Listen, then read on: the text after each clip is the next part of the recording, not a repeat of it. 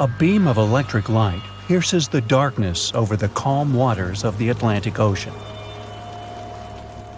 The Titanic is quietly making its way through the waves, its passengers asleep, when suddenly a monstrous white shape is caught in the light beam. The fateful iceberg is about to rend the side of the legendary ship.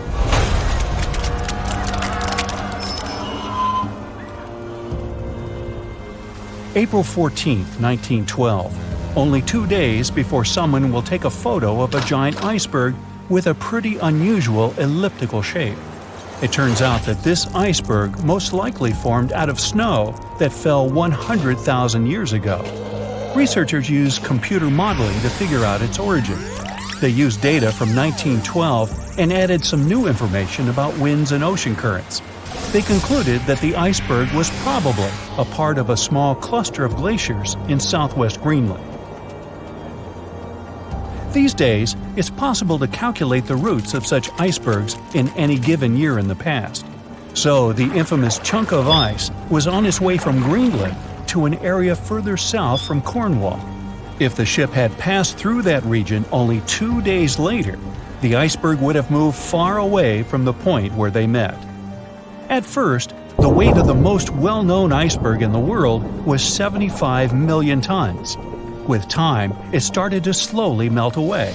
And when it sank the Titanic, its weight was only 1.5 million tons. By the time of the collision, it had probably been melting for months, but it was still a true monster. When the Titanic sank, the iceberg was 400 feet long, and more than 100 feet of its surface was above the water. Some people believe it was a supermoon that caused the Titanic to sink. That night, there was a rare lunar event. It hadn't happened for 1,400 years. In normal conditions, the iceberg wouldn't have traveled so far south without melting and losing the largest part of its mass. But the supermoon could have been the reason for an unusually high tide that pulled the iceberg away from the glacier way faster than usual. There's a specific type of bacteria that slowly consumes the remains of the Titanic. Salt corrosion, ocean currents, freezing temperatures, plus this rust-eating microorganism might consume the entire wreckage. American actress Dorothy Gibson was aboard the Titanic. She survived, and when she arrived in New York, she started filming a movie called Saved from the Titanic almost right away. The movie was released only a month after the Titanic sank, and in the movie, she even wore the same shoes and clothes she had during the actual disaster. The movie was a big success at that time, but the only known copy was destroyed in a fire. 14 years before the Titanic sank, a novella called Futility had been published, and it seemed to have predicted the whole event. The plot centered around a fictional ship called the Titan that sank during its voyage. The Titan was almost the same size as Titanic, and they both went to the bottom in April. The reason was hitting an iceberg, too. Both the real and fictional ships were described as unsinkable, and both of them had the legally required number of lifeboats, which, as it turned out later, were nowhere near enough. We've seen it in the movie, but there were some real-life love stories happening on the Titanic, too. 13 couples even took a trip on the Titanic as part of their honeymoon. One of the couples owned Macy's department store in New York. Once it became clear the Titanic was rapidly sinking, the woman refused to go into a lifeboat without her husband. But he didn't want to join her while there were still women and children who he thought had to go first. Then his wife gave her coat to her maid. She insisted that the maid should get into the lifeboat, and she wanted her to be warm. As for the woman herself, she decided to stay with her husband till the end. Some people believe Titanic sank because of a mummy, not an iceberg. It all started around 1000 BCE with a mysterious woman who lived in Egypt, in the City of Thieves. People knew little about her, but they called her a priestess. Her mummy was put in a wooden sarcophagus and covered with a large lid with the image of her face and some mystical inscriptions. This place had been hidden until the first half of the 19th century, when a group of locals accidentally came across it. They disturbed her peace. No one knows how, but the mummy disappeared that day without a trace. A couple of decades later, a group of rich friends from England traveled to Egypt and found the empty mummy casket with the image of the priestess, whose dark eyes seemed to be looking into the void. They decided to buy it, but the buyer disappeared the same night before he even got the case. All members of the group had some accidents. The casket changed its location a couple of times until it, as some believe, ended up on the Titanic. It took more than 70 years for a robot submarine to find the ruins of this legendary ship. The wreck lies nearly 13,000 feet under the surface of the Atlantic Ocean, split into two halves. Why did the liner break apart? No one knows exactly. Some think it happened because of the water that got inside when the ship collided with the iceberg. The pressure was so powerful it separated two parts of the vessel, starting with the ship's bottom structure. Others say it was because of the hull rivets. They had a high concentration of slag or smelting residue, and that's something that can cause the metal to split apart. The ship generally had many flaws, starting with the design. The watertight bulkheads weren't completely sealed on top. This allowed the water to flow between the compartments and, in the end, sink the vessel. The iron of the ship's rivets and steel of the hull ended up ruined because of high sulfur content, cold temperatures, and high speeds. The steel shattered and the rivets popped out quite easily. Because of this, Titanic sank 24 times faster than it would have otherwise. If the ship had hit the iceberg head-on instead of ramming it with its side, it would have probably stayed afloat. How come the crew members didn't have binoculars? It would have surely helped them spot the iceberg on time and maybe even avoid the disaster. But the binoculars on the Titanic were locked in a storage cabinet. Only one crew member had the key, and he had been transferred off the ship right before it set sail. He later said he hadn't remembered to hand over the key. But even without the binoculars, the ship might have had some time to change course and avoid the collision if the crew had gotten some warning. But that's the thing, someone did warn them. About an hour before the incident, a ship that was relatively close to Titanic, the SS Californian, sent a message to inform them it had stopped because of dense ice field. But the warning never got to the Titanic's captain. Some experts say it was because the radio operator didn't think it was that urgent. And later, the SS Californian said they didn't get a call for help from the Titanic because their radio operator was off duty. Some say the crew on the Titanic couldn't spot the iceberg on time because of an optical illusion. Atmospheric conditions that night probably caused super refraction, which could have camouflaged the berg. After all, no one actually saw the iceberg until it was too close to the ship to somehow avoid the crash. Not even a whole minute passed between the moment they saw the iceberg and the collision. It was only 37 seconds, and it took Titanic 2 hours and 40 minutes to disappear below the ocean's waves.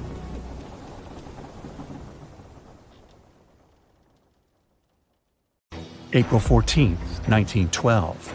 A cold evening somewhere in the North Atlantic. On board the most modern and unsinkable ship, the Titanic, a dinner is held. Two well-dressed men are sitting at one of the tables. One of them is a famous British journalist. He tells his interlocutor an interesting and at the same time terrible story. It all started about 1000 BCE in ancient Egypt. At that time, one woman was born in the city of Thebes. No one knew who she was or what she did, but she had a high social standing. Towards the end of her life, she was proclaimed a priestess in the College of Amen-Ra. Her body was embalmed, placed in a wooden casket, and covered with a massive lid bearing the image of a woman and mysterious inscriptions. She was buried in Thebes along with other people of the upper class. The mummy of this woman lay at rest for almost 3,000 years. The burial place had been carefully hidden. Around the first half of the 19th century, a group of locals accidentally discovered the ancient tomb. They disturbed the peace of the priestess. No one knows exactly what happened that day, but the mummy was removed from the casket and disappeared without a trace. A few decades later, a group of 4 wealthy friends from England came to Egypt for a trip across the upper part of the Nile. First, they went to visit the excavations of the Temple of Amen-Ra near the city of Luxor. There, they found the empty mummy case. It depicted the priestess with dark eyes looking into the void. There was something sinister in her gaze. They didn't know who the case belonged to, but they were so amazed by the beauty and energy of that find that they decided to buy it from the locals. The buyer disappeared the same night before the case was delivered to him at the hotel. Some said they'd seen the man leave the hotel and go towards the desert. No one knew why he did it. No one else saw him afterwards. Another man from the same group took the casket. During their return home, one of the friends was seriously injured. After arriving in London, the new case owner discovered the bank where all his money was placed had gone bankrupt. In one day, the man turned from a wealthy businessman into a beggar. A third friend also experienced the sinister influence of the ancient find. He lost his health, job, and eventually even his life in an accident shortly after returning to London. Before going bankrupt, the owner gave the ancient casket to his sister who lived in London. One of the friends of this woman came into the room, saw the Egyptian artifact, and immediately felt the dangerous energy emanating from it. Then the owner's sister gave the case to a famous photographer. He took some photos and was horrified. According to his words, he saw a real priestess with a human face in the photos. She looked at him with an ominous, icy gaze. No one except the photographer touched the film of the camera. No one changed the photo. Shortly after, the photographer mysteriously went missing.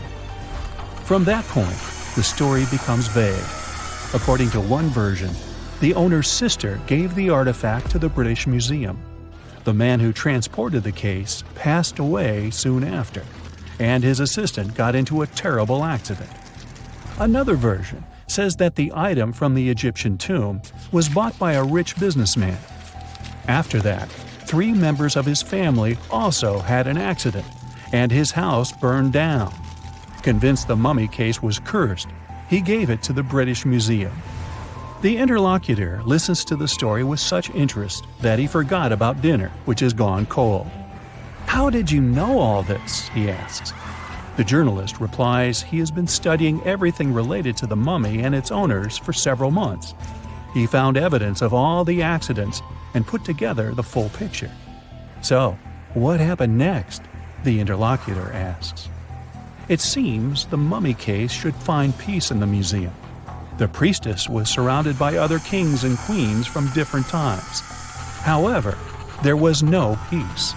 Scientists and ancient languages experts tried to decipher the symbols on the case. They found out that most of the inscriptions meant curses and misfortunes addressed to those who'd dare to disturb the peace of the priestess. Every night, the guards and museum staff heard the knocking coming from the mummy case. The knocking was accompanied by crying and screaming. Also, someone scattered other exhibits all over the hall every night. Everyone soon came to believe that the priestess's spirit continued to use magic forces. Then, one private collector became interested in the case. He bought it from the museum, not for his collection, but to try to expel the spirit of the mummy from the artifact. It's not known in what ways he tried to do this, but he failed. Then, he managed to sell the mummy case to a rich American archaeologist. That guy decided to move the mummy to New York. And what? What happened next? The interlocutor asks with interest. "That's it. End of story," the journalist answers. "What do you mean? What happened to the mummy? Where is it now?" The journalist looks at the interlocutor with some excitement. "She's here. She's on the Titanic," he says. The interlocutor looks scared and confused, but the journalist confirms the sarcophagus is here. He doesn't doubt it because he saw it with his own eyes. After dinner, they go to their cabins. The journalist lies down, but can't help thinking about the mummy. He tries to convince himself that everything he has found out about the priestess is a myth. There is no curse. The moment he finally falls asleep, he feels a slight push. A few minutes later, a crew member knocks on his cabin door. He informs that all passengers must go to the upper deck because something has happened to the ship.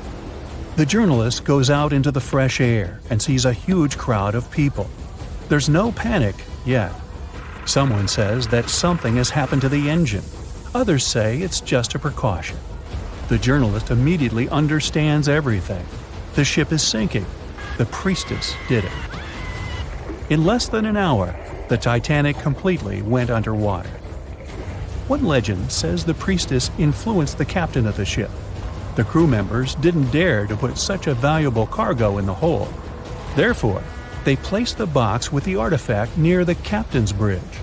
On that fateful night, the captain decided to look at the casket with his own eyes. After that, his behavior became weird. They said the spirit clouded his mind. When the ship entered the territory filled with icebergs, he refused to slow down, despite the requests of the crew. The sarcophagus may still lie at the bottom of the Atlantic Ocean even now, with the priestess finally having found her peace. Okay, this story is nothing more than a legend. There's no record or evidence that the Titanic was carrying any kind of mummy or sarcophagus. The legend appeared a couple of years after the disaster. At that time, there were many theories about what happened to the Titanic. The ship sank because of secret agencies. ETs attacked the Titanic. The Titanic was sunk specifically to get money for the insurance company. Such crazy theories were very popular among audiences. One of these theories was developed by a well-known newspaper. Journalists published an article about the cursed mummy on board the Titanic. The rest picked up the legend and it became popular. One of the reasons why people believe in such things is hidden in human psychology. Any fake legend tells something secret, things that people don't or shouldn't know about. When a person reads this, they feel special because now they know a terrible secret. This sense of self-importance is the reason for the popularity of conspiracy theories. Well, it is also important to note that all these theories are really interesting. By the way, the mummy from this story actually exists, and it's in the British Museum. More precisely, there's only a wooden lid from the sarcophagus with the image of a woman. It's still unknown who it belonged to. The identity of the last owner is also unknown. It's only known the exhibit was transferred to the museum at the end of the 19th century. There, she was called the Unlucky Mummy. The museum staff reports that it doesn't bring any misfortunes. The screams and knocking from the lid are just a myth. You can come and see the exhibit yourself with your own eyes, if you dare, of course. Wow, poor Titanic just can't get a break. After being destroyed once, now it's going through its second crumbling on the seafloor. Experts think there will be no sign of it left by 2050. Recently, scientists organized a new expedition to Titanic. The thrilling journeys happened in 2021 and 2022. They studied the wreck's archaeology, mapped it, and took an incredible 8,000 images. And they discovered that oceanic forces were consuming Titanic much faster than many other ships. Meanwhile, there are some ships that have been lying underwater for centuries, and they're okay. So why is that? First, like any other shipwreck, Titanic is slowly succumbing to pressure and seawater. Parts of the promenade deck already collapsed. Captain Smith's bathtub is filled with debris because the roof fell on it. The officer's quarter door started to disintegrate as well. The bow is still holding on, buried 60 feet into the mud, just like 25 years ago. But it will also face an inevitable fate one day. Certain structures on the ship could last much longer, maybe for hundreds of years. For example, the thick boilers and reciprocating engines. But lighter elements like railings and wood are doomed.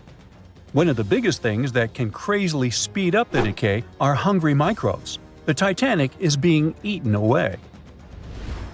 It turns out the Titanic has its own specific type of bacteria called Halomonas titanicae And yes, it's literally named after the ship.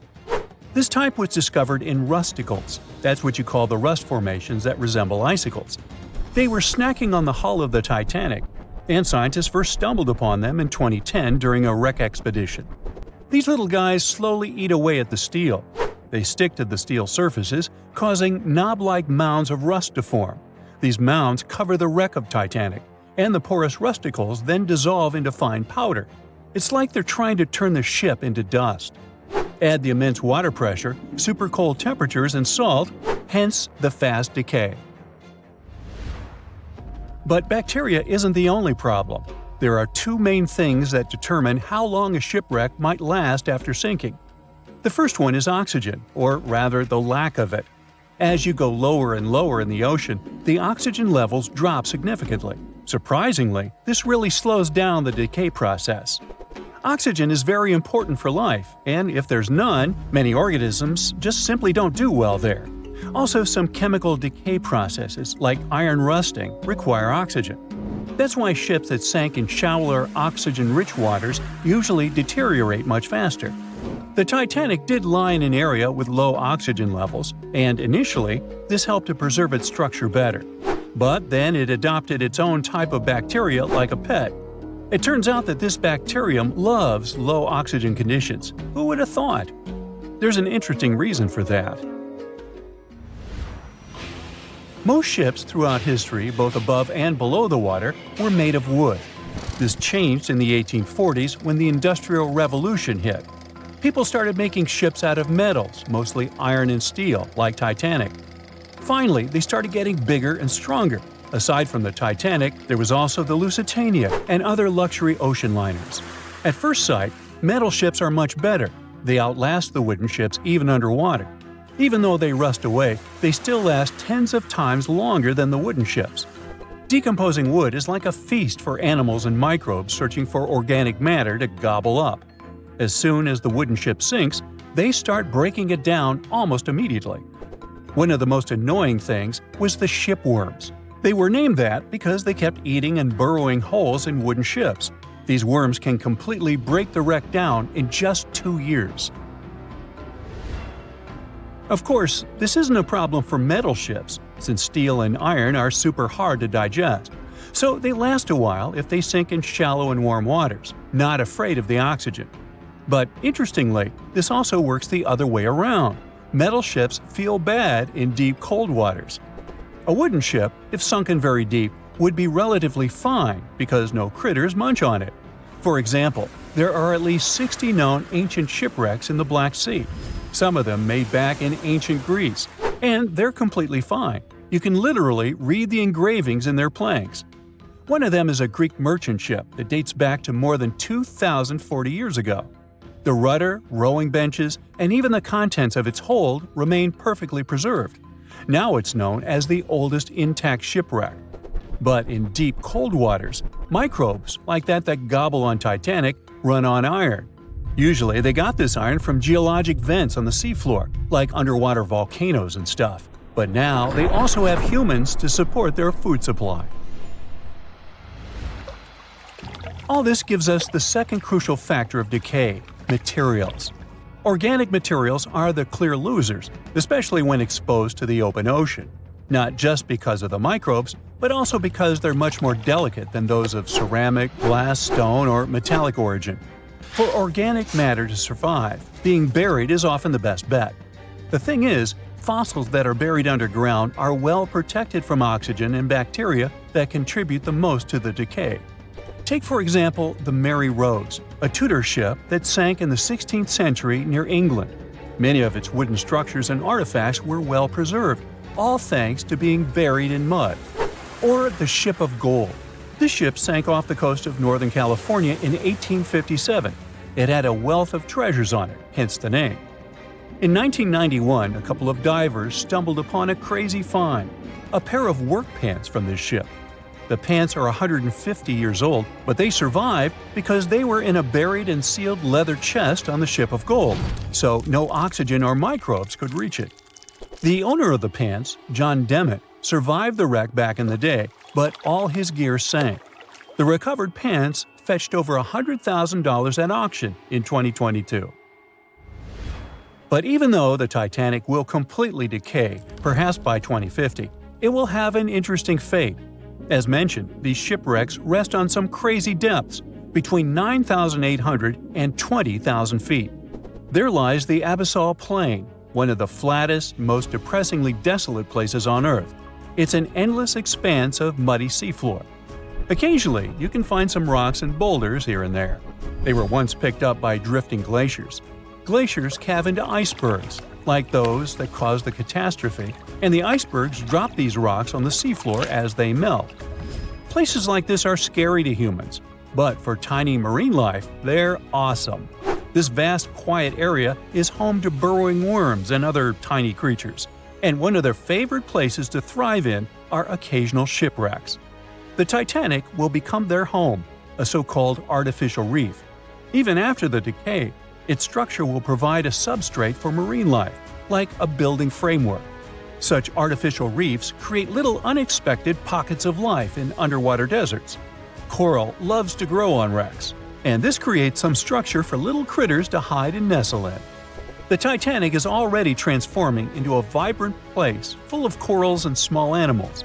The images show an amazing variety of life: shrimp, squat lobsters, and even curious rat-tailed fish cruising around the site. As a reef, the Titanic will continue to thrive for centuries to come. The researchers are excited about revisiting the Titanic in the future. They'll use advanced sonar and laser scanning technology to survey the wreck site and capture some high-quality photos for a better understanding of the Titanic's condition. They're also curious about how coral grows on shipwrecks compared to other underwater features, such as volcanic reefs. All this will be helpful for marine biology and the shipbuilding industry. It seems like we all cried watching the heartbreaking goodbye of Jack and Rose from the Titanic. Oops, spoiler, sorry. But the real-life stories from the sinking of the famous ship were no less touching. Joseph LaRoche was born in 1886 in Haiti to a wealthy family. He was growing up without a dad, but his mother was a self-made woman and a respected merchant. His uncle was the head of his country. Joseph was fluent in French, Creole, and English. At the age of 15, Joseph realized he wanted to become an engineer. There were no engineering schools in Haiti, so he moved to France to get his education. The journey took him a whopping 83 days. Still, in his student years, Joseph met Juliet in a suburb of Paris through a mentor. They soon became friends, and then it grew into something bigger. The couple decided to get married. There was only one problem. Joseph couldn't find a well-paid qualified job even after completing his studies because of racial discrimination. The intelligent young man realized he could do better. Plus, he needed to provide for his growing family. His third kid was on the way. His uncle back in Haiti promised he'd help Joseph secure a job as a mathematics professor. His mother was overjoyed that her son and his family would be living in Haiti. She bought them first-class tickets for the French liner La France as a reunion gift. But that liner had really weird rules separating parents from their offspring for meals. The LaRoches didn't want to leave their youngsters and make them feel sad on a trip across the ocean. So they decided to trade their first-class tickets for La France for second-class tickets for RMS Titanic's maiden voyage. The Titanic was all the hype, and it didn't separate families, so it looked like a great deal. They planned to change for another ship in New York that would take them straight to their final destination in Haiti.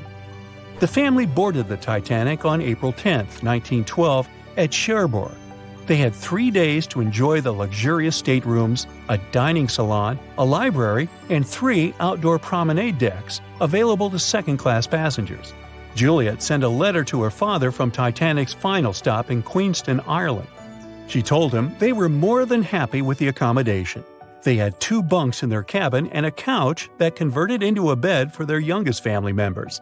The family made friends with some nice co-passengers with whom they had traveled together from Paris. She thought they had been the only other French people on board, so they sat together for meals. Juliet mentioned they had all spent time together on the deck of the liner. She also wrote the people on board were friendly, Although some sources say the family had gone through quite a lot of mean stares, gossip, and remarks. On the night of April 14th, their exciting journey came to an abrupt end. Even though Titanic's wireless operators had received warnings about drifting ice from nearby ships, the liner continued to plow ahead at full throttle. It was around 11:40 p.m. when Titanic's hull collided with the iceberg around 370 miles off the coast of Newfoundland.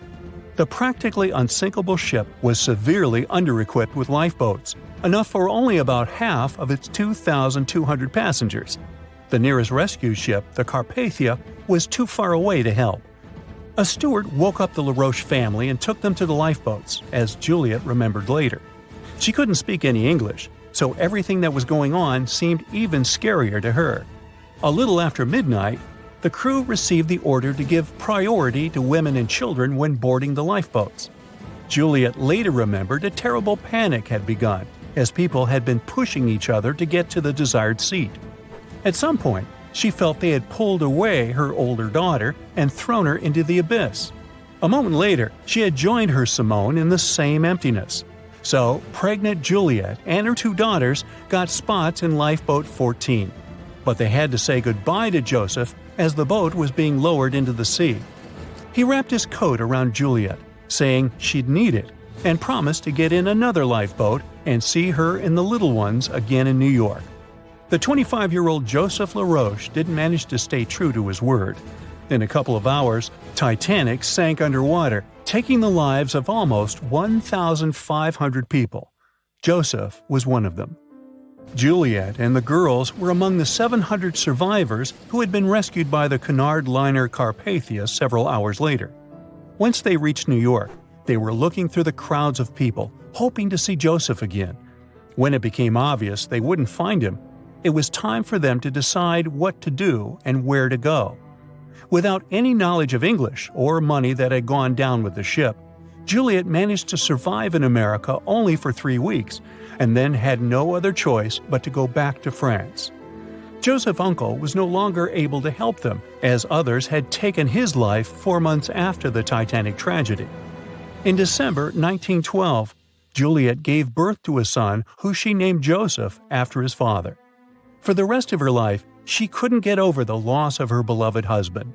That's why she didn't like to speak about what had happened on Titanic and told her children not to mention it. In 1995, a member of the Titanic Historical Society interviewed Louise, who was the last remaining LaRoche child and the last French survivor of the sinking.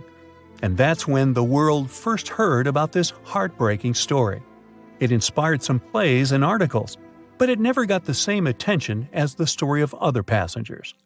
You probably remember the elderly couple going down together in their bed on the Titanic.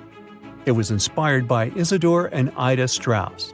They were both born in Germany and emigrated to the United States as kids.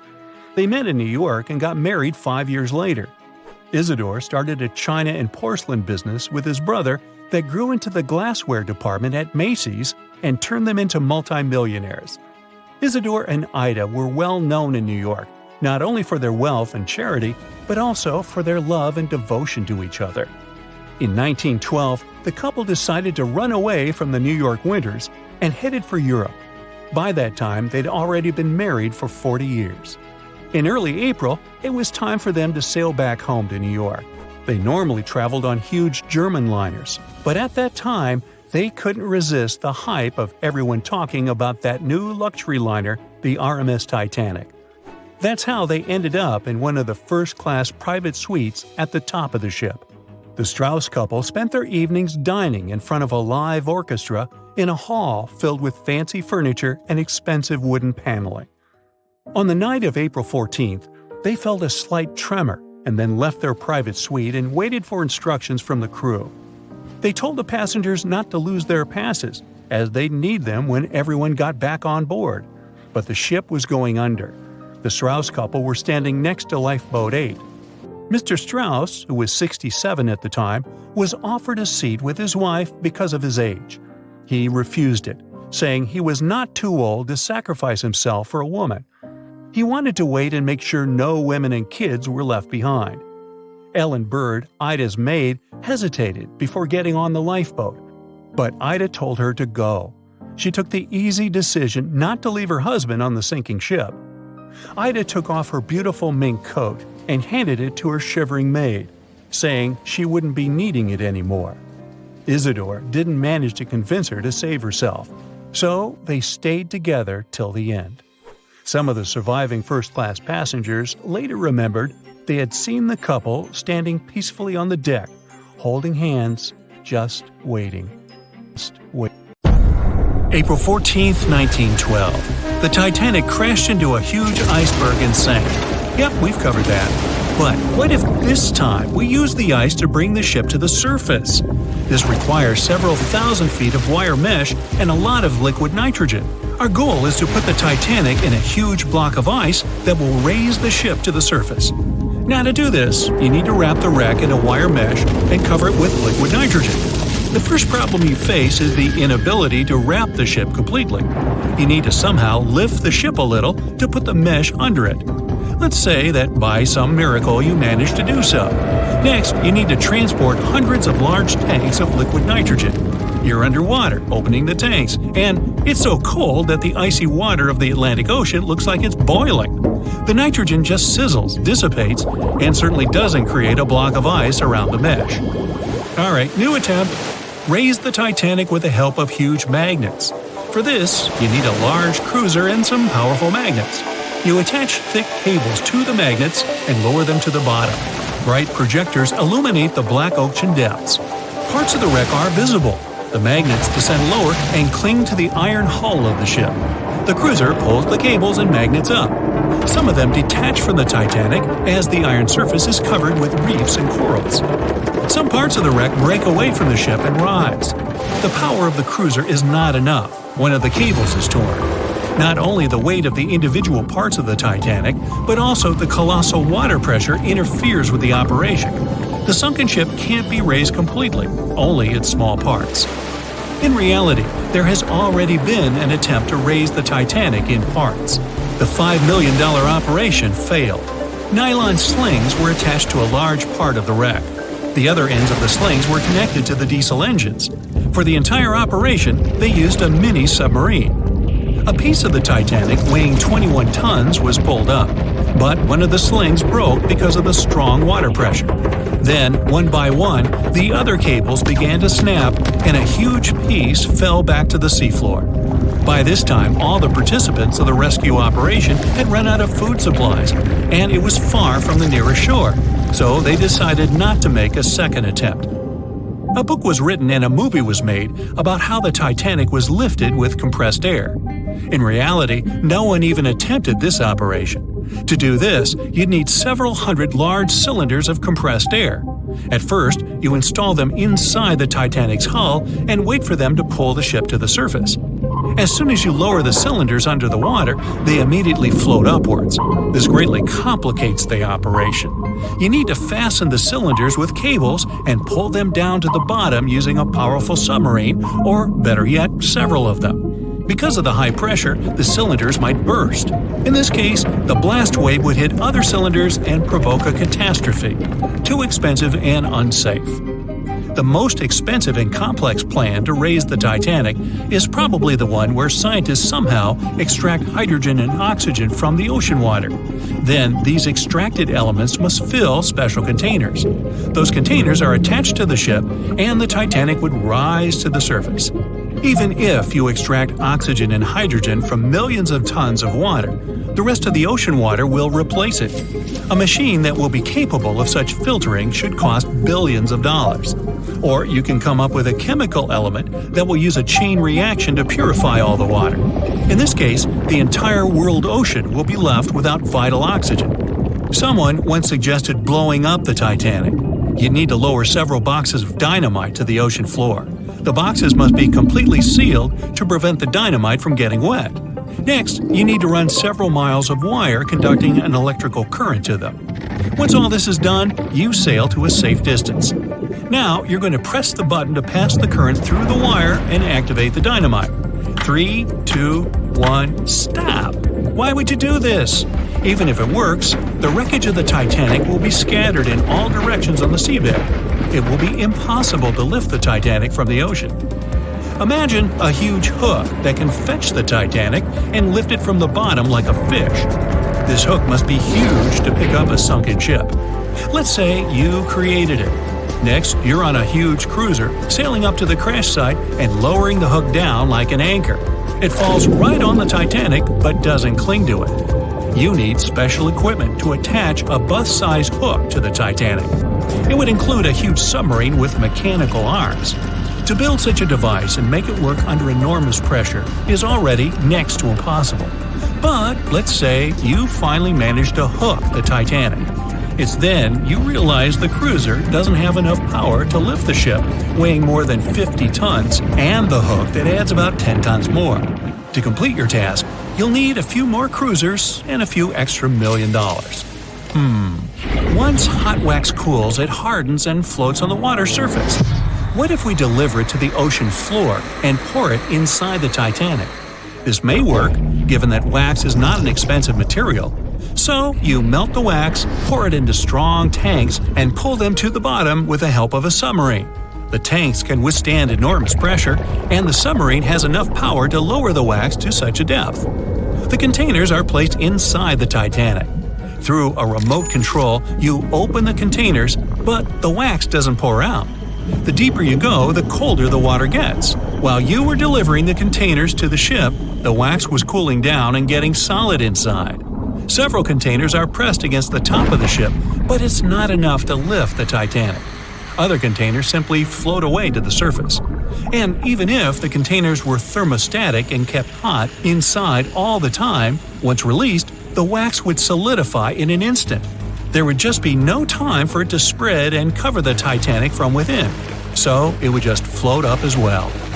Alright, you fill several large and sturdy bags with Vaseline. This substance acts just like wax in the cold. It gets solid and floats. You want to put bags all over the Titanic and just wait for the Vaseline to bring it up. You load the bags into the submarine and descend to the ocean floor. Some parts of the ship can't be reached because of the clinging corals. You decide to unload all the bags in one place, but as soon as you take Vaseline out of the submarine, the bags tear due to the strong pressure. Solid pieces of Vaseline float up, pushed by the water. Mission failed. The craziest idea is to fill the Titanic with millions of ping pong balls. Small plastic balls filled with air should push the ship to the surface. But as soon as you start to lower them to the bottom, the plastic immediately flattens and all the air from the balls pops out. You can deliver the balls inside a submarine, but once you put them inside the Titanic, the pressure will crush them again. Also, you can create balls made from strong ultralight material and fill them with air. In this case, you will need much more money. As soon as you put the balls inside the ship, some of them will immediately slip through the holes in the ship, and the remaining ones won't be enough to lift the wreck weighing more than 50 tons from the bottom. Well, to study the Titanic, you don't need to go down to the ocean floor. On the internet, you can find a detailed 3D map that shows the wreck site, as well as the ship itself on the seabed. To get a realistic picture of the Titanic, researchers used sonar technologies and underwater robots, which took more than 10,000 pictures of the sunken ship. So, what do you think? Leave it alone? Yeah, me too. It's April 10th, 1912, a sunny spring day. You're one of the first-class passengers aboard the Titanic, just as the ship is about to depart from Southampton. Imagine everyone's excitement, fresh spring air, the sounds of the sea. You're strolling along the highest deck of the Titanic when you notice several lifeboats. As you start counting the boats, you recall the ship's capacity. It's just over 3,000 people. Wait, but are there enough lifeboats for everyone aboard? Let's look into the numbers. The Titanic could carry a needed total of 64 lifeboats, a number which could have easily helped to save all the passengers on board. Chief designer Alexander Carlisle planned to equip the ship with 48 lifeboats, but the Titanic ended up with a mere 20. The fact that this number of lifeboats wasn't enough for all the passengers was not illegal at the time. This was because the number of lifeboats required was calculated based on the tonnage of a ship, not her passenger capacity. Speaking of the Titanic, this number of boats was chosen for aesthetic reasons, to make the decks look less crowded to the ship's elite and high-class passengers. After the final decision on the lifeboats was taken, Carlyle quit his job. Passengers' strolls on the Titanic's decks were pleasing to the eye, but were they worth it in the end? In 2012, a century after the wreck, new documents related to the scandalous lack of lifeboats were uncovered. It appears that a safety inspector named Maurice Clark proposed the addition of at least 10 more lifeboats 5 hours before the ship was supposed to set sail. But since the ship's owners clearly wanted to leave on time, his plea was overlooked. He was also warned that unless he kept this secret, he would be fired. In retrospect, had the owners followed his advice, an estimated 700 more people might have survived that night. The 20 lifeboats you counted, those that actually made it on board, could have carried only a third of the passengers, even at their full capacity. But tragically, some of them were launched with as few as 12 people when they could have easily saved up to 65 people each. To add to the disaster, the Titanic's crew members were not properly trained on using the lifeboat launching equipment. That's why the boats were launched slowly, improperly, and sometimes without the right supervision. Out of the 20 lifeboats, only 18 were set afloat correctly. Also, passengers were not informed about safety measures. A lifeboat drill should have taken place on the 14th of April, but the captain eventually canceled the event. One of the many myths surrounding the Titanic and its catastrophic ending is also related to the lack of the necessary number of lifeboats. There was no maritime law at the time that said women and children should get into lifeboats first. But it was a universally accepted custom in such types of situations as a shipwreck. Shortly after the Titanic had sunk in the icy Atlantic waters, rumors started to spread. It was said that some desperate men had resorted to dressing up as women in those final moments before midnight on April 14, 1912. They wanted to get a spot on the lifeboats and have a chance to save their lives. At the same time, there's little to no evidence that any of the male passengers of the Titanic had actually done this. In any case, what happened to those 20 lifeboats that were on board the Titanic after the ship hit the iceberg? What we do know is that all these boats were launched between 12:40 a.m. and 2:15 a.m., with a total of 718 people on board. By the time they were rescued by the RMS Carpathia at about 4 a.m. the same day, only 705 people had remained alive. It took the crew of the RMS Carpathia more than 4 hours and 30 minutes to pick up all the passengers and 13 of the lifeboats. This was as many as the rescue ship was allowed to carry. The rest of the now empty lifeboats were left adrift at sea. Those salvaged were later given back to the White Star Line, the British shipping company which operated the Titanic. Strangely, after being returned, they appeared to have vanished from official records. The last image ever taken of the 13 surviving lifeboats was of them getting unloaded in the New York harbor. Sadly, and ironically, that's where the Titanic was supposed to be on April 18, 1912. The lifeboats were then rid of their Titanic nameplates or any other markings that could have linked them to the ship. Some sources claim that the boats were eventually destroyed. But was this actually the truth? The fate of one particular lifeboat has been the source of much debate. Collapsible Boat A, the last one to leave the ship, was retrieved by the RMS Oceanic a month after the crash. At that time, it was a shocking 200 miles away from the spot where the Titanic had sunk. Also, in the boat, there was a wedding band engraved with the words "Edward to Gerda," a sad omen to a couple that were lost at sea after managing to escape the sinking Titanic. Later identified as Edward and Gerda Lindell, the couple was traveling from Sweden to the U.S. to relocate. Some accounts claimed that Mr. Lindell did, in fact, make it to Collapsible Boat A, but his wife wasn't as lucky. Neither were ever seen again, and the wedding band was eventually sent to Gerda's father. The recovery of Collapsible Boat A was recorded in both photographs taken by the crew on board the RMS Oceanic and by a detailed handwritten account of a fellow passenger. They claimed that the lifeboat had looked more like a piece of wood carried by the waves than an actual boat. The first lifeboat to depart from the Titanic was Lifeboat Number 7. It was dubbed the Millionaire Lifeboat. It's rumored that the 12 passengers on board might have bribed the crew to row away to safety instead of allowing others to jump in. In 2015, some of the items recovered from this lifeboat, including a lunch menu, a ticket, and a letter from one of the passengers, were auctioned for up to $70,000 by a New York auctioneer. Soon after the Titanic catastrophe, it became mandatory for all ships to be equipped with enough lifeboats to carry all the passengers and crew. It's more likely that the Titanic lifeboats, being relatively new equipment at the time, were refitted to be used on other ships, such as the RMS Olympic, which was the Titanic's older sister. Some of them may have been sold off to private collections, or even left to rot. After all, they were seen as a source of bad luck, and most people were unwilling to use them again on other ships. Unfortunately, all the information about their whereabouts is hard to confirm now. No official statement from the owners of the lifeboats was ever given after their rescue. But although nothing appears to have remained of the original lifeboats, some full-sized replicas exist on display in museums in Falmouth, England, and Belfast, Northern Ireland.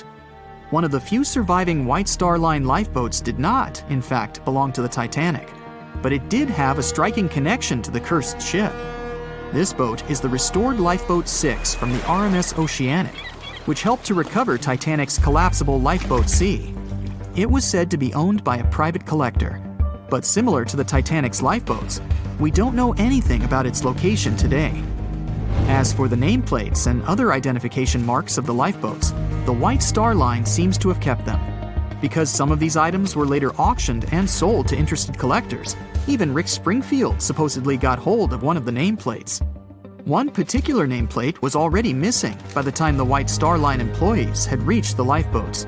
It was the nameplate of Lifeboat Number 8, which had been taken by a sailor named Thomas Jones. He later gifted it to another Titanic survivor, the Countess of Rothes, along with a letter acknowledging the bond they formed on the night of the shipwreck. You can find other similar items on display in different museums, such as Larne Museum and Arts Centre in Northern Ireland, or Worcester City Art Gallery and Museum. To be fair, some experts claim that even if there had been more lifeboats on board the Titanic, there simply might not have been enough time to launch them all. That's how severe the impact was. Many researchers say that everything was happening so rapidly after the ship had hit the iceberg that it's astonishing that so many passengers managed to survive.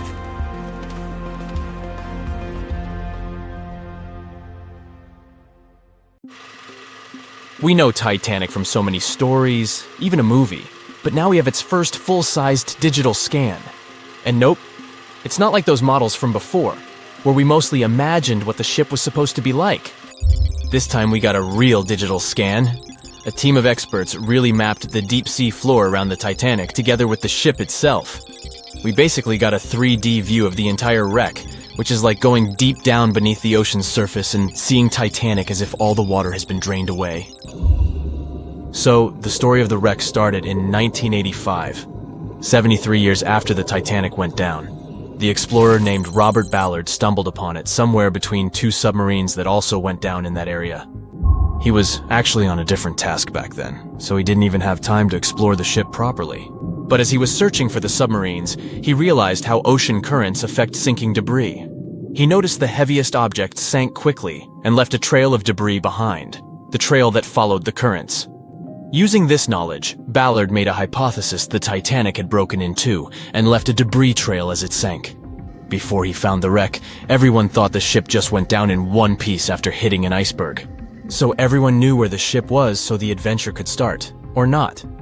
It was hard to explore it. The ship is enormous, and the dark depths of the ocean make it really difficult to capture its whole body in one go. So we mostly relied on glimpses of the decaying ship, and had to settle with teasing scattered parts of the whole picture and filling it up with speculations and stories. But in the summer of 2022, we finally got something different. A team of experts from Magellan Loaded, a company specializing in mapping the deep sea, teamed up with Atlantic Productions, who were making a documentary about the project. They embarked on a mission to capture the complete view of the Titanic.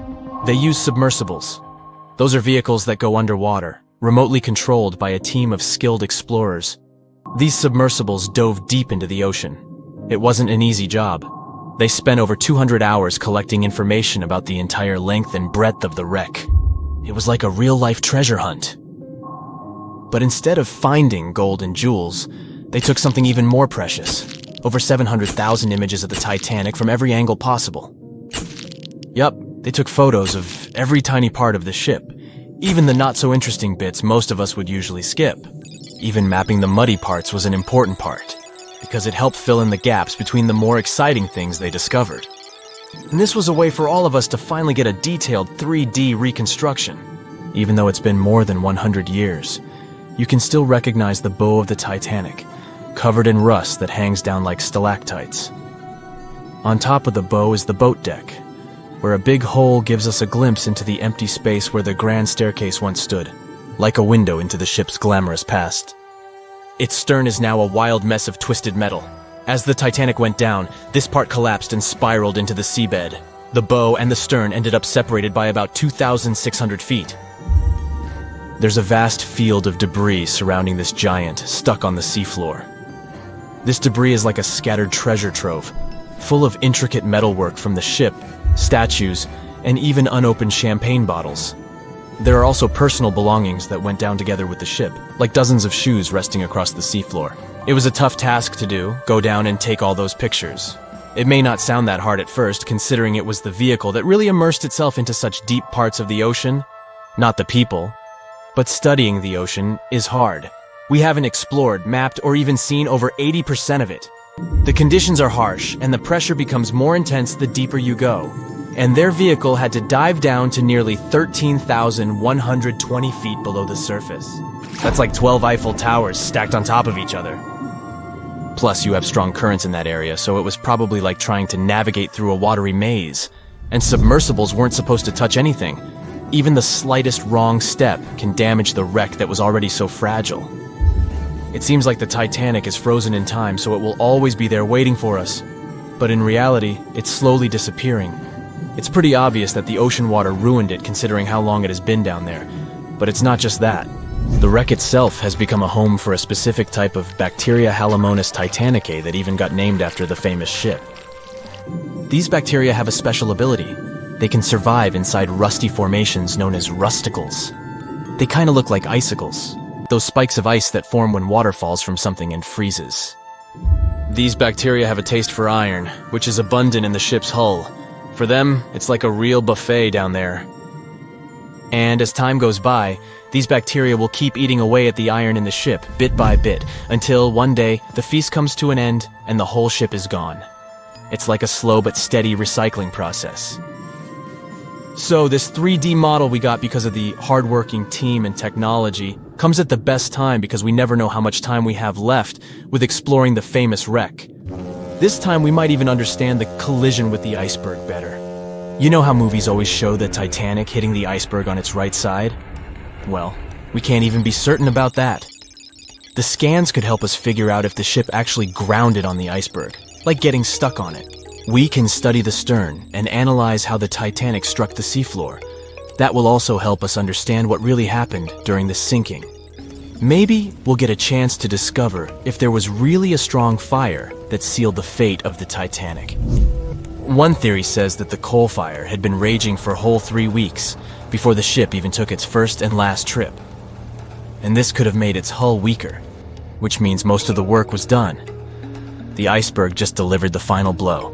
If there even was an iceberg, as some people wonder.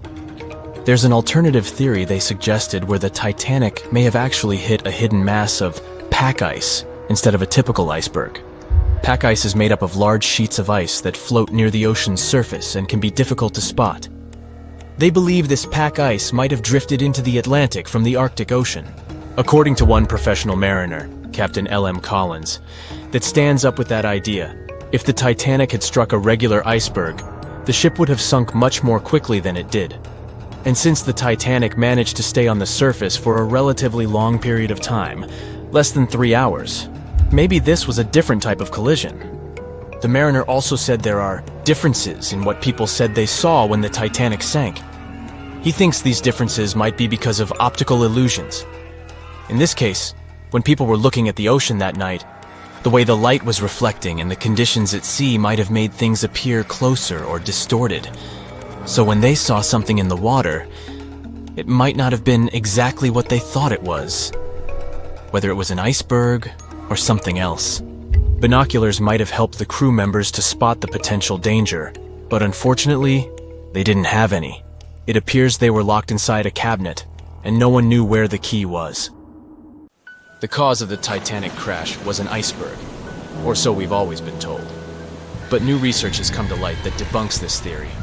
On April 15, 1915, Titanic, the biggest ship of its time, completely disappeared under the ice-cold surface of the Atlantic Ocean. It's hard to believe that such a massive and expensive creation could be destroyed by one simple iceberg, right? Well, recent findings suggest that the real cause of the disaster was a fire, not an iceberg. For over 3 decades, journalist Sinan Maloney has dedicated himself to studying the sinking of the Titanic. During his research, he made a significant discovery that shed new light on the well-known story. Maloney discovered a massive black spot on the hull of the Titanic, which measured an impressive 30 feet in length. He found it thanks to an unpublished album of photographs that showcased the construction and preparation of the ill-fated ship's first and final journey. Can you believe that most probably the fire on the Titanic had been burning at extreme temperatures for 3 whole weeks before anyone noticed it? Crazy, right? Apparently the high temperature corrupted the metal, making it 75% weaker. That's why the iceberg was able to make a hole in the ship. If not for the fire, the Titanic might have survived the crash because the iceberg apparently hit the exact spot we are talking about. And this is only one link in the chain of incredible coincidences that brought the Titanic down. The people in charge of the Titanic knew about the fire and knew the ship shouldn't have set sail. But they didn't want to go bankrupt and cancel the trip, especially since there was a coal shortage due to miners being on strike. The trip was already sold out, and there were no alternatives. Other ships canceled their trips due to low demand. Everyone wanted to board the Titanic, so the management bought up all the coal they could find, even from other ships, and set off. It was all about making money. To hide the truth, they turned the ship's hull so that the marks weren't visible from the dock and faced the sea. This way, the passengers wouldn't see them. Here's another sad twist in the Titanic's story. Back then, there weren't any sonar systems to detect danger, so specially trained people had to watch out for threats using binoculars. But the binoculars on the Titanic were locked away in a special compartment, and the only person with the key, Second Officer David Blair, was replaced last minute before the ship took off. He forgot to hand the key over to his replacement. This mistake wasn't discovered until 3 days later when the ship was already at sea. If they had the binoculars, they might have seen the iceberg in time and avoided the crash. But even if they had the binoculars, they might not have been able to avoid the crash because the Titanic was going faster than it was supposed to. They were behind schedule and didn't want to ruin the ship's reputation, so they were going way beyond the speed limits the ship's construction could sustain. One of the biggest mistakes made on the Titanic was the decision to not include enough lifeboats. Even though the ship needed around 60 of them to contain all the passengers, it was only equipped with 20. The designer, Alexander Carlisle, had initially planned for 48 lifeboats, but this number was reduced for aesthetic purposes. Apparently, having too many lifeboats would have made the deck look too cluttered. These 20 boats were only able to hold a third of the passengers on board, which was not nearly enough to save everyone in the event of an emergency. What's even more shocking is that this number of lifeboats was technically legal at the time. Regulations for lifeboats were based on the tonnage of the ship, not the number of passengers. This means that even though the Titanic was carrying thousands of people, it still met the legal requirements for lifeboat capacity. Another serious mistake made by the crew was the decision to cancel the lifeboat drill scheduled for the day of the disaster. Lifeboat drills were standard practice on ocean liners at the time, but for no apparent reason, Captain Edward John Smith chose to cancel it. This meant that passengers were not prepared for an emergency, and the crew was not adequately trained to handle the situation. When the ship hit the iceberg, chaos ensued, and it took over half an hour to launch the lifeboats instead of the usual 10 minutes. Some folks put the blame on Captain Smith for the fact that the first set of lifeboats left partially empty. The very first lifeboat, which had seats for 65 people, only carried 27 passengers. There is an objective reason for this. At the beginning, people were reluctant to abandon the ship and didn't understand the gravity of their situation. In 2012, researchers uncovered that Captain Smith failed his initial navigation exam. Although he eventually passed, some people wonder if this could have played a role in the disaster. During the Titanic's final moments, the crew attempted to send out distress signals to nearby ships, including the Californian. However, the Californian failed to respond to the flares shot into the sky, and the captain ultimately lost his job as a result of this negligence. However, recent research has exonerated the captain and proved his innocence. It turns out that light refraction, caused by layers of cold air below warmer air, created mirages that distorted the signals from the Titanic. This phenomenon had been observed by other ships sailing in the area and is now believed to be the reason why the lookouts on the Titanic missed the iceberg completely. Historian Tim Malton supports this theory and has further contributed to our understanding of this event. It's unfortunate that the captain of the Californian lost his job due to circumstances beyond his control, but it's better late than never that his reputation is cleared. Whatever the reason for Titanic's crash was, it still keeps the minds of scientists busy to this day. But let's see what the buzz was all about. What made the Titanic so famous and unique? The Titanic was massive, standing at 175 feet tall and nearly 900 feet long. The ship was so enormous that even the officers took over 2 weeks to memorize all the decks and passageways. You could be walking miles along its corridors. The construction cost of the ship was a whopping $7,500,000, which would be equivalent to about $166 million in the mid-2010 ES, due to inflation. Interestingly, the production cost of the Titanic movie in 1997 was even higher at $200 million. Building the Titanic was no small feat, and it required a labor force of 3,000 men who worked 6 days a week for 26 months. The job was difficult and dangerous, and workers had to complete tasks at the height of a 20-story building without safety ropes. Nevertheless, they were paid a competitive wage of £2 a week, which was considered good pay at the time. The inside of the Titanic was inspired by the luxurious Ritz Hotel in London. The most impressive feature of the ship's interior was the grand staircase, which extended through 7 of the ship's 10 decks. The staircase was adorned with ornate paintings, bronze cherubs, and oak paneling. The first-class passengers had access to an impressive array of facilities, including a heated swimming pool, Turkish bath, gym, squash court, beauty salon, and even a stylist to help them prepare for dinner. First-class passengers on the Titanic were pampered to an extraordinary extent. They had their own onboard newspaper, the Atlantic Daily Bulletin, and even their dogs were taken care of with a special area where they could be fed, walked, and trained during the voyage.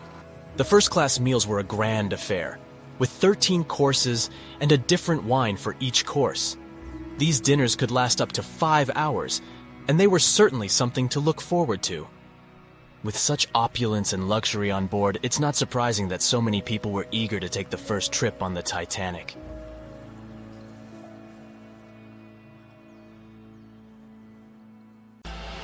They said it was the most technologically advanced ship. They said it was unsinkable. And when it sank, they made a movie about it. These were the main reasons why the Titanic disaster became world famous. But unfortunately, this is not the only large-scale shipwreck. And sadly, there have been cases much worse than the tragedy of the Titanic. One of them occurred on April 27, 1865. The Sultana steamboat carried passengers and cargo daily between St. Louis and New Orleans. It was a pretty large wooden boat with 3 decks and was 260 feet long and 70 feet wide, almost twice the size of a basketball court. The ship could carry about 350 passengers, but on that unfortunate day, more than 2,000 people were on it. On April 23rd, she was making a routine voyage from New Orleans when it broke down. Something was wrong with the boiler, so the vessel docked in Vicksburg for repairs. At the port, the ship's captain, James Cass Mason, found out about an excellent opportunity to earn a lot of money. All he needed to do was to transfer a large group of former prisoners to the north. The captain agreed to do it, but the problem was that the boiler required a lot of time to repair. Mason was afraid that his competitors would take the job, So he decided to sail, despite the malfunction the ship had. He patched up the holes in the boiler instead of a big repair and invited all the ex-prisoners on board. So, there was a broken boiler, an excess number of passengers, a lack of lifeboats, and not the best river conditions. Also, the captain refused to send the ex-prisoners to the hold, so they were all with ordinary passengers. There were strong chances for a shipwreck, but the greedy desire to earn more money was stronger. The Sultana went on a voyage and sailed up the river for 2 days. At this time, one of the biggest Mississippi floods in history began. The river overflowed its shores because of the flood, with the water level rising several feet. All the trees on the shore disappeared, and only the tops were sticking out of the water. The ship sailed opposite this powerful current, making the boiler work too hard. On the evening of April 26th, the Sultana arrived in Memphis, Tennessee, and they loaded even more, 120 tons of sugar and 200 passengers. She got incredibly heavy. Around midnight, the ship continued its dangerous journey. The captain sailed to barges to load a shipment of coal. At 1 a.m., the vessel left the barge. At 2 a.m., the broken boiler, unable to withstand the load, suddenly exploded. The Sultana was just 7 miles north of Memphis. Few people survived that day. The problem was that passengers trying to escape from the fire jumped into a cold river with a strong current. The Sultana disaster is considered the most tragic shipwreck in the history of the United States. The exact number of those who didn't survive is still unknown. According to various sources, this number was from 961 to 1,800 people. Don't be surprised that almost no one knows this story. There were many more survivors in the Titanic tragedy, and everybody heard about it. But the Sultana sank during one high-profile event.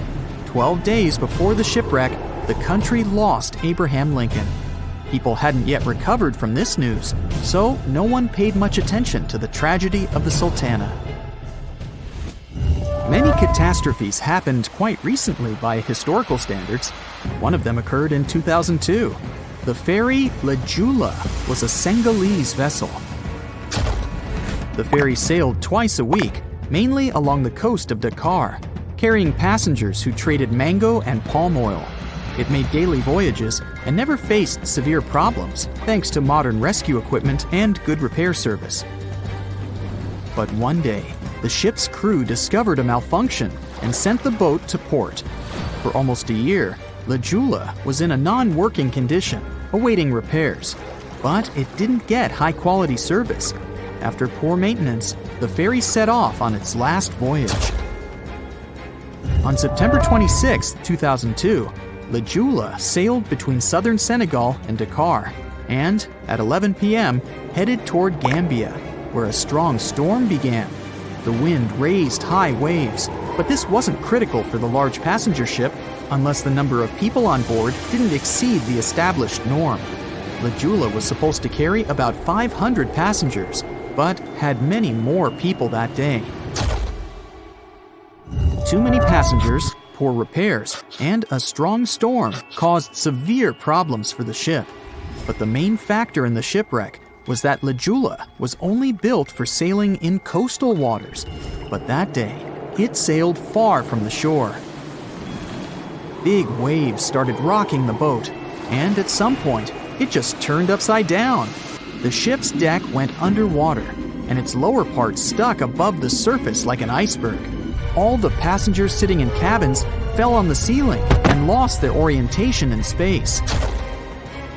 There were no holes or damage in the ship's hull, and water flooded the lower decks for a long time. The vessel stood in a twisted position for several hours. Then, the boat began to sink when the water seeped through the deck and hold. The ocean was warm, but no one came to save the passengers. People had to wait almost 4 days to be rescued. Unfortunately, only a few managed to survive. The Philippines is a very dangerous area for ships. This place consists of several thousand islands and a vast area with shallow water. Ships can run aground and damage the hull with reefs and pitfalls. On September 20th, 1987, one of the most terrible disasters in navigation history occurred there. A Philippine passenger ferry called Dona Paz left one of the islands and sailed toward Manila. The sun was shining, the ocean was calm, and the visibility was good. But for some reason, the crew members didn't notice how the tanker Vector was approaching them. The two ships collided at low speed. The collision wasn't strong, but the problem was that the Vector had tons of oil on board, and the Dona Paz crashed into the cargo hold where that oil was stored. So it spilled all over the ocean, and then a spark slipped through. Not only did the two ships catch fire, but also filled with water. Both ships sank in a matter of seconds. Only a few dozen people survived that disaster. On September 27, 1854, the passenger ship Arctic sailed from Liverpool to New York. The fog came rolling down, and visibility got really bad. Another boat appeared out of the thick white haze, the French steamer Vesta. The ships were close enough to each other that a collision was inevitable. The French vessel was smaller, so it seemed to the Arctic's captain that Vesta had received a lot of damage. And while he was staring at the other ship, his boat got quickly filled with water. The captain gave the order to sail to the shore as fast as possible, but the ship's engines stopped working because of the flood. Then the ship's crew started to lower lifeboats with women and kids. Still, when rescuers found lifeboats with people, it turned out that only 87 out of 400 people survived, 65 crew members and 22 passengers. Surprisingly, there were only grown men among them. The ship's captain survived by clinging to the wreckage. All newspapers wrote about this story as one of the most terrible and shameful tragedies in navigation history. The survivors were criticized because they didn't save women and kids, and the crew members were accused of violating the law, since the safety of passengers should be higher than the safety of sailors. But despite this, none of them were brought to responsibility. Unfortunately, shipwrecks still occur to this day, but fortunately, there are fewer of them than before, thanks to modern navigation systems and radar. But no technology can guarantee there won't be a super strong storm or any other emergency that no one can foresee. No one could ever have imagined that the unsinkable Titanic would collide with an iceberg, except for one man, William Thomas Stead. Well, not directly, of course. It's not like he jolted out of bed one day, envisioning the fall of the Titanic. Rather, he wrote an empowering short story called How the Mail Steamer Went Down in Mid-Atlantic by a Survivor on March 3, 1886, 26 years before Titanic sank. Okay, let's do a super quick recap. Titanic was traveling from Southampton to New York in April 1912 in the North Atlantic. The ship hit an iceberg, and less than 3 hours later, it was completely underwater. Out of 2,208 people on board, just 706 survived due to the limited number of lifeboats and icy cold water. Another passenger ship, Carpathia, heard the distress call, picked up the survivors, and brought them safely to New York. The short story William Stead wrote was about Thomas, a British sailor, who got on a passenger liner bound for the U.S. At one point, the protagonist realized there weren't enough lifeboats for everyone on board the ship in case something happened. A couple of days later, heavy fog covered everything in sight. Luck was not on the liner's side, and it collided with a stray ship, just like Titanic struck an iceberg. Only 200 out of the 916 people made it safely to the U.S. The main character managed to survive by jumping into the water and climbing into one of the lifeboats. Now, you'd think that the story riled up everyone in the industry to add extra lifeboats on ships. But sadly, it received very little attention when it was published.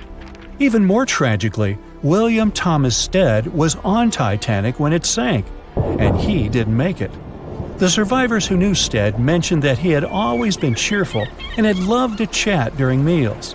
He complimented the ship's design and how sturdy it was. Witnesses also talked about how he had been helpful when the ship had been sinking, having given his life jacket to someone else. He was a journalist by profession and was on his way to New York for a ceremony. One of his most important contributions to modern journalism was the use of illustrations in every newspaper article. He also introduced newspaper interviews, and they're still used to this day along with illustrations. But this story wasn't the only published work that predicted the disaster. Morgan Robertson was an author and former ship captain who wrote short stories and novels. His most notable novella is The Wreck of the Titan. It's also known as Futility. The book was written in 1898, 14 years before Titanic. It was a fictional story about the Titan, an ocean liner similar to Titanic, which was crossing the North Atlantic. It's also a coincidence that Titan was just as fast as Titanic and shared many other similarities, like size and design. The book described it as unsinkable and the largest ship to hit the ocean at the time. That's what they said about Titanic, too. Another eerie similarity was the limited number of lifeboats it had. The story took place in April, and that's when Titanic set off on its journey and hit the iceberg. The Titan story also mentioned that barely anyone had survived that horrible accident. Unlike Stead's story, the protagonist of Robertson took a different path. The Titan sinking happened somewhere halfway through the book, so after the accident, the main character went on with his life. The book was brought back into the spotlight after the Titanic disaster. How could someone describe the events that took place almost a decade later so accurately? Many started to believe Robertson could see the future. But the reality was that Robertson knew his way around a ship. It was easy for him to write down the nitty-gritty of things without doing more research. Realistically, one of the biggest threats for ships at that time was hitting an iceberg or colliding with other ships. The next story sounds somewhat mysterious. Once, Alex Mackenzie heard a voice that warned him not to board Titanic. But when he turned around, there was nobody there. As he continued walking, the voice spoke to him again. But this time, it was louder and more distinct. He took the warning seriously and decided to cancel the trip and go back to Glasgow, Scotland, his hometown. His grandparents weren't too happy to find him back home instead of on Titanic. After all, the ticket was very expensive. That disappointment very soon disappeared when they heard that the ship had struck an iceberg. John Coffey was a member of the crew of Titanic, but he decided to ditch the ride when the ship stopped at his hometown in Queenstown, Ireland. His inner voice told him to get off the liner, and he did. He was only 23 at the time, and for someone his age, it could be a major career boost and an opportunity to grow. Despite the horrible tragedy, the guy signed to work with the RMS Mauritania just months after the Titanic sinking. Talk about commitment. Some added info was revealed about what may have contributed to the fall of Titanic. The constructors insisted that the ship was unsinkable, but many people later theorized that the vessel's steel plates had been too frail for the freezing Atlantic water. It may have caused the rivets to pop, allowing ocean water to seep inside. Another theory is that there may have been a fire in the hull of the Titanic that had been raging for 3 weeks before the voyage. The fire softened the steel, allowing the iceberg to cut through it like a hot knife through butter. Some pictures before the ship set off on its journey show black marks on the hull, which could have been caused by fire. Either way, the iceberg would have caused significant damage in any case, no matter if there was a fire or not. Some people also blame those who designed the Titanic. The ship was built with large joints at the bottom, which probably snapped easily during the collision. Of course, these are all theories, but we know for a fact that the iceberg was the main character of this drama, and that the works of Stead and Robertson should have been taken seriously. Either way, this should be a lesson for the future, helping to prevent similar tragic accidents. By the way, ocean liners and passenger ships wouldn't exist if it hadn't been for Thomas Newcomen. In 1712, he invented a steam engine that was so strong it could produce enough energy to power a ship. And a century later, in 1819, the first steamship traveled across the Atlantic Ocean to Liverpool, UK. It only took the vessel 29 days to cross the ocean. The passenger ship industry boomed in the early 1900s when it became easier for people to move to America or go on holidays. As decades rolled by, the use of aircraft stole the spotlight from passenger ships, since planes were faster and more efficient. Nowadays, it's quite rare for a passenger ship to collide with anything in open water. Modern technologies can detect anything that can pose a threat and even predict stormy weather. Cruise ships these days are giants compared to the vessels of Titanic's era. Modern ships can carry almost twice the number of passengers and have amenities folks back then could only dream of. Most cruise ships these days have several restaurants to choose from, multiple swimming pools, and game rooms to catch a break. If you're in the mood for some fun, you can watch live performances. Don't forget about the helicopter pad, because why not? Don't worry if you start feeling unwell. The in-house doctors are always there to help any passenger in need. And these ships are only going to get bigger. Putting Titanic and a modern cruise ship side by side is like comparing a corgi to a Doberman. Back then, Titanic was the biggest and most cutting-edge vessel anyone could dream of. So, who knows what the future of cruise ships can hold? We might even have entire cities floating around. That would be a really big boat. Titanic sank on April 14, 1912, and all of the passengers' belongings and ship's paraphernalia went down into the deep, dark waters with it. These objects patiently waited to be discovered until 1985. Titanic sank fast, and there seemed to be almost nothing left from the ship. Yet divers in small submarines managed to retrieve plenty of artifacts from the wreckage. If you wonder what those surprising items look like, hey, join me. A number of museums have collections of Titanic items rescued by divers or donated by survivors and their relatives. And some of those items are even sold at auction. So if you're ready to spend a pretty penny on an exclusive artifact, hey, why not? The first artifact on my list is a pocket watch belonging to a Titanic passenger, John Chapman. John and his wife Elizabeth were on their honeymoon. When the ship hit the iceberg, Elizabeth was offered a seat on a lifeboat next to her friend Emily Richards. There was a problem, though. Mr. Chapman couldn't enter the lifeboat.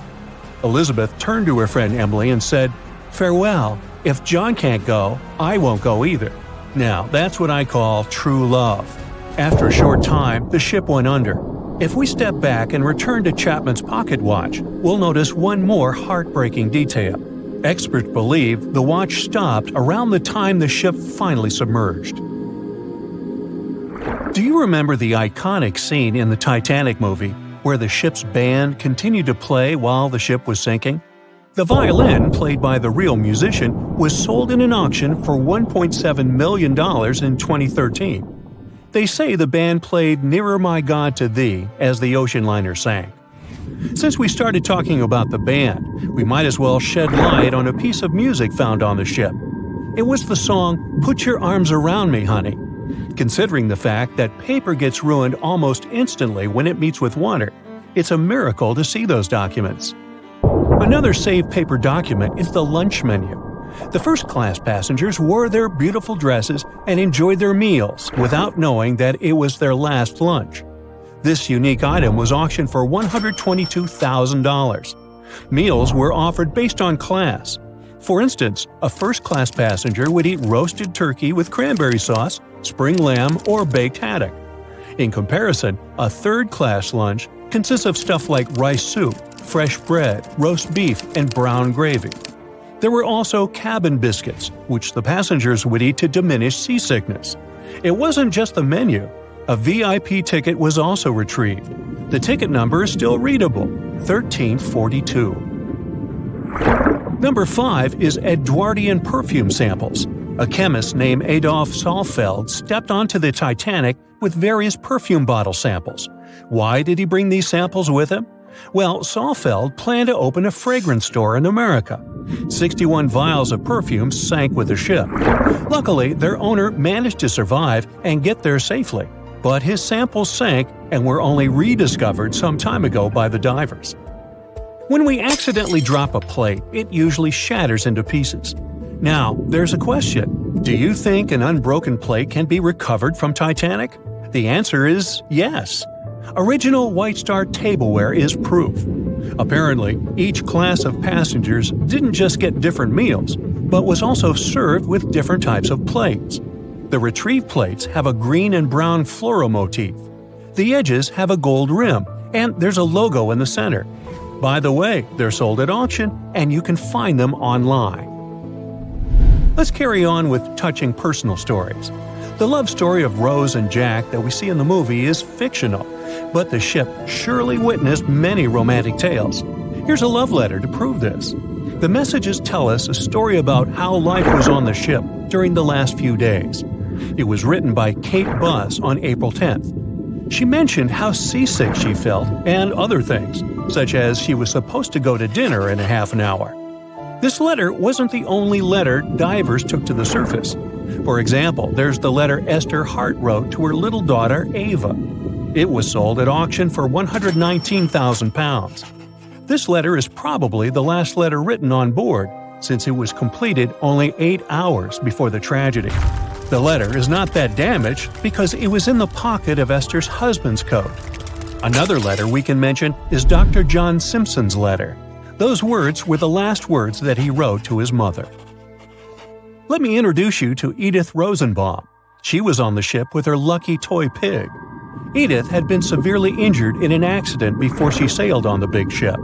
The toy was a present from her mother as moral support for her recuperation process. It was actually a music box in the shape of a pig. Edith used it to calm frightened young people in the same lifeboat. The next item on the list is the scout whistle of Lillian Winifred Bentham. She was a second-class passenger.